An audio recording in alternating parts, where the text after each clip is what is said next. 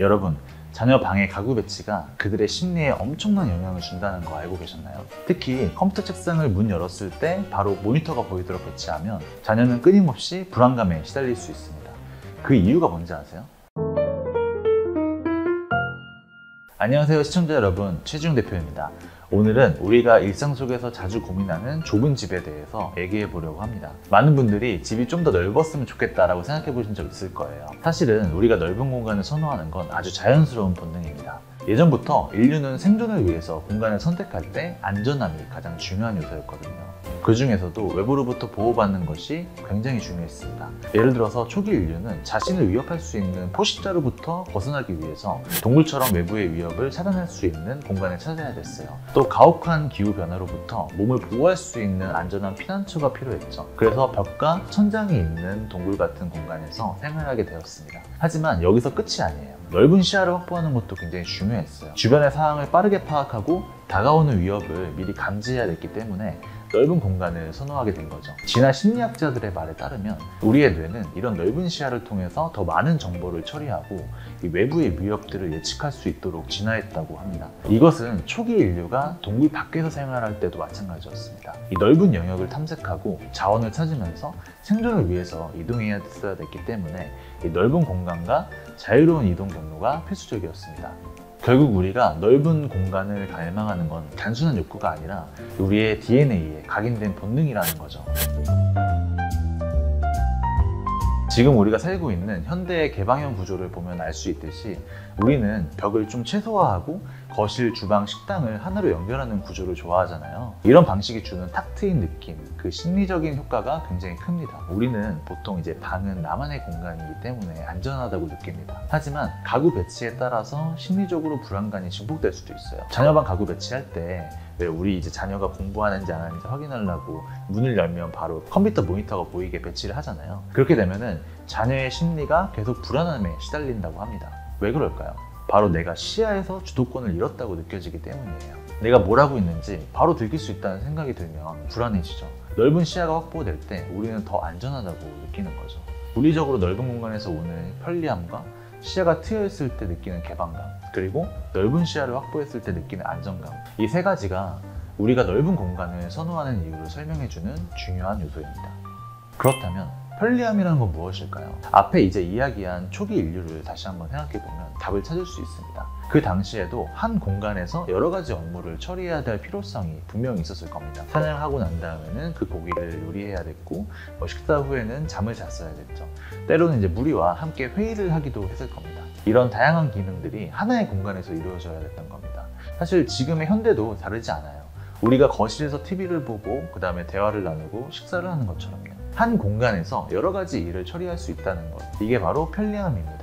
요즘 1인 가구가 많아지면서 이 편리함은 더 중요해졌습니다. 원룸을 한번 생각해 보세요. 요리하고 식사하고 업무를 보고 TV까지 한 공간에서 모든 걸 해결하죠. 어떻게 보면 원룸은 편리함의 끝판왕이에요. 침대에서 일어나면 바로 부엌, 부엌에서 한 걸음만 가면 소파, 귀차니즘을 위한 최적의 공간이죠. 하지만 여기서 이제 문제가 하나 생깁니다.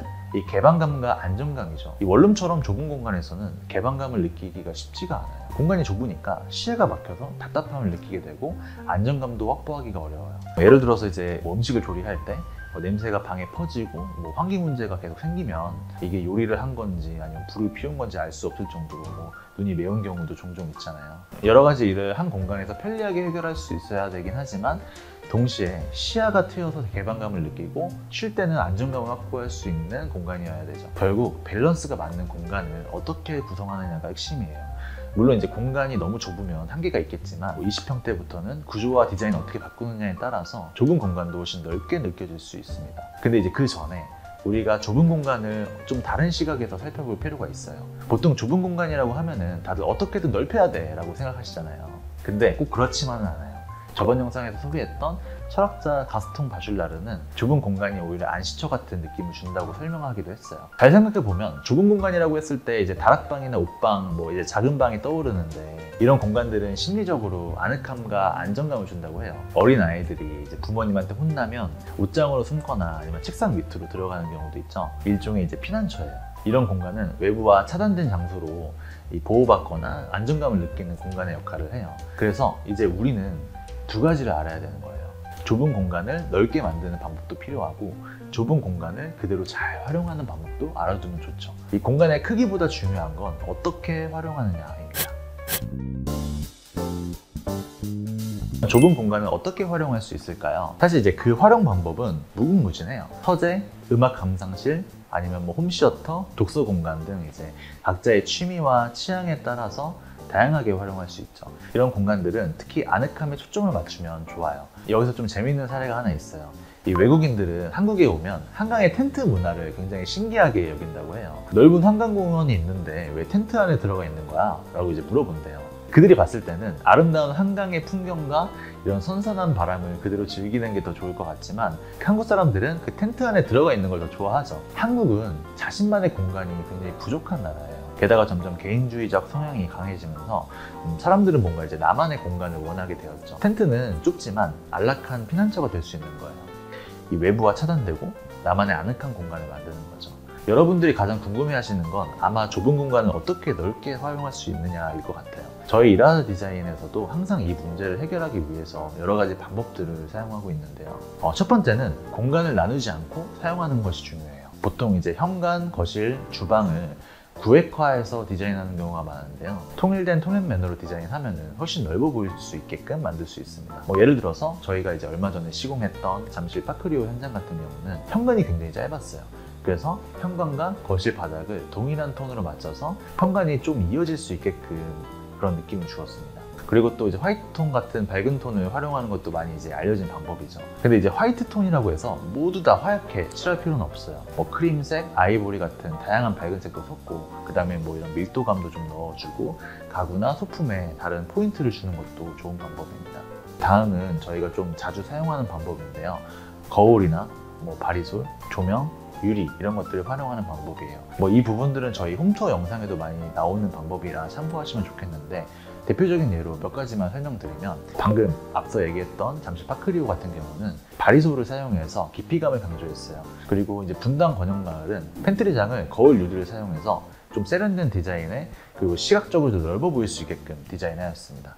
그리고 마지막으로 알려드릴 수 있는 부분은 순환 구조인데요. 우리 인간은 오래전부터 좀 자유로운 이동에 대한 본능적인 욕구가 있었어요. 자연 속을 걸을 때 동선이 막혀있지 않아서 자유로운 느낌을 받는 것처럼 집안에서도 그런 심리적인 여유로움을 느끼면 좋을 것 같아요. 이런 부분들을 충족하기 위해서 순환 형태의 구조를 디자인하는 걸 추천드려요. 우리나라의 경우에 구획화된 공간이 벽으로 나눠져 있는 구조입니다. 기능적이긴 하지만 단절감을 줄 뿐만 아니라 더 작게 느껴질 수도 있어요. 이 주방이나 거실로 통하는 통로를 한 곳이 아니라 두 곳을 만들 수도 있어요. 우리 아파트의 아주 기본적인 3베이 구조의 평면도를 보시게 되면은 각 방들 또한 다른 쪽에 또 문을 만들 수 있는 형태가 나오게 됩니다. 물론 이제 방과 방 사이가 내력벽이 있는 경우에는 한계가 있을 수 있겠지만, 예를 들어서 방과 방 사이에 발코니든 가운데 공간에 문을 만들어서 순환형 구조를 만들게 되면은 아이방과 그 다음에 아이 놀이방 이런 식으로 사용한다고 하면은 굳이 내가 아이방을 거쳐서 놀이방을 가야지 않아도 서로 이어져서 아이가 자유롭게 이 공간을 사용할 수 있기 때문에 훨씬 더 획기적인 구조가 되는 것이죠. 이런 구조는 내가 이동하는 선택지가 많아져서 공간이 넓게 느껴지는 것뿐만 아니라 심리적인 개방감까지 줄 수 있는 효과가 있습니다. 이 외에도 낮은 가구를 배치한다거나 멀티 기능의 가구를 배치하는 등 여러 가지 방법이 좁은 공간을 넓게 느껴지게 만드는 효과가 있습니다. 자, 이렇게 해서 왜 우리가 좁은 공간을 싫어하는지, 또 어떻게 넓게 활용할 수 있는지 알아봤습니다. 여러분들도 좁은 공간을 좀 답답하다고 생각하실 때는 오늘 배운 방법들을 한번 써보세요. 구독과 좋아요는 집을 넓게 만드는 마법입니다. 알람 설정도 잊지 마세요. 시청해주셔서 감사합니다.